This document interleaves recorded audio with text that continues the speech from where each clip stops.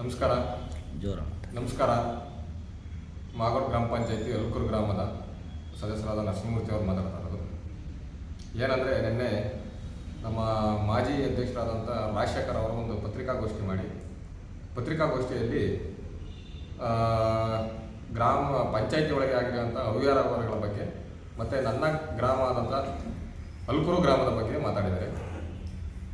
ಇದಕ್ಕೆ ಸಮಾಜಾಸಿ ಕೊಡಲು ಹಾಗೂ ಪಂಚಾಯತಿ ಒಳಗೆ ಆದಂಥ ಅವ್ಯವಹಾರಗಳ ಬಗ್ಗೆ ಮಾತಾಡಲು ನಾನು ಈ ಥರ ಪತ್ರಿಕಾಗೋಷ್ಠಿ ಮಾಡಬೇಕು, ನಮ್ಮ ಗ್ರಾಮದ್ದು ಮಾತಾಡ್ತಾ ಇದ್ದಾರಲ್ಲ, ಹಂಗಾಗಿ ನಾನು ನಮ್ಮ ಗ್ರಾಮದವರಿಗೆ ಆಗಲಿಲ್ಲ, ಪಂಚಾಯತಿಗೆ ಆಗಲಿ ಒಂದು ತಿಳಿ ಹೇಳಬೇಕು ಅಂತೇಳಿ ನಾನು ಒಂದು ಪತ್ರಿಕಾಗೋಷ್ಠಿ ಮಾಡ್ತಾಯಿದ್ದೀನಿ. ಅಂದರೆ ಹೇಳ್ಬೇಕಂದ್ರೆ, ನಮ್ಮ ಗ್ರಾಮದಲ್ಲಿ ಪೂರ್ತಿ SC/ST ಇರೋದು, ಪೂರ್ತಿ SC/ST ಗ್ರಾಮನೇ ಇರೋದು.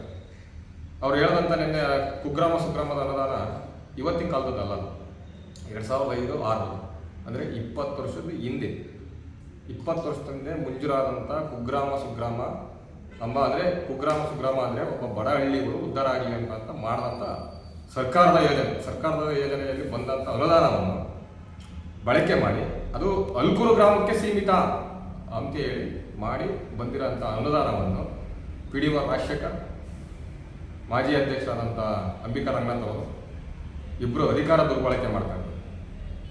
ಪಂಚಾಯತಿ ಒಳಗೆ ಮೀಟಿಂಗಲ್ಲಿ, ಯಾವುದೇ ಮೀಟಿಂಗಲ್ಲಿ ತಿಳಿಸ್ತಾರೆ, ಸದಸ್ಯರಿಗೆ ತಿಳಿಸ್ತಾರೆ, 3,60,308 ರೂಗಳನ್ನು ವರ್ಗಾವಣೆ ಖಾತೆಗೆ ಟ್ರಾನ್ಸ್ಫರ್ ಮಾಡಿ ನಾವು ಆ ವಿಚಾರದ ಬಗ್ಗೆ ಹೇಳಿದ್ದೀವಿ.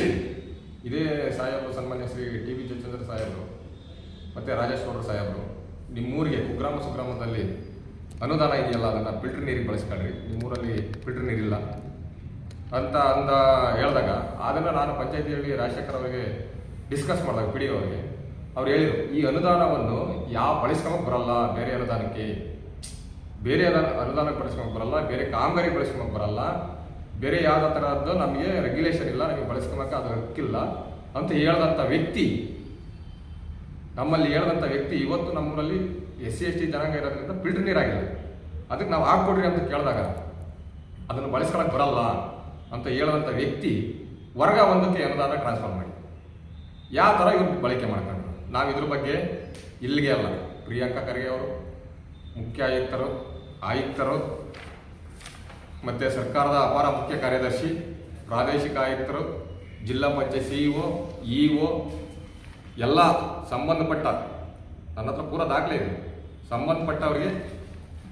ಅವರಿಗೆ ಕಂಪ್ಲೇಂಟ್ ನೀಡಿದ್ದೀವಿ ಇವತ್ತಿನವರೆಗಾಗಿ. ಅಂದರೆ ನಾವು ಕಂಪ್ಲೇಂಟ್ ನೀಡಿರೋದು ಯಾವಾಗ, ಇಲ್ಲಿಗೆ 2 ವರ್ಷದ ಹಿಂದೆ, 3 ವರ್ಷದ ಹಿಂದೆ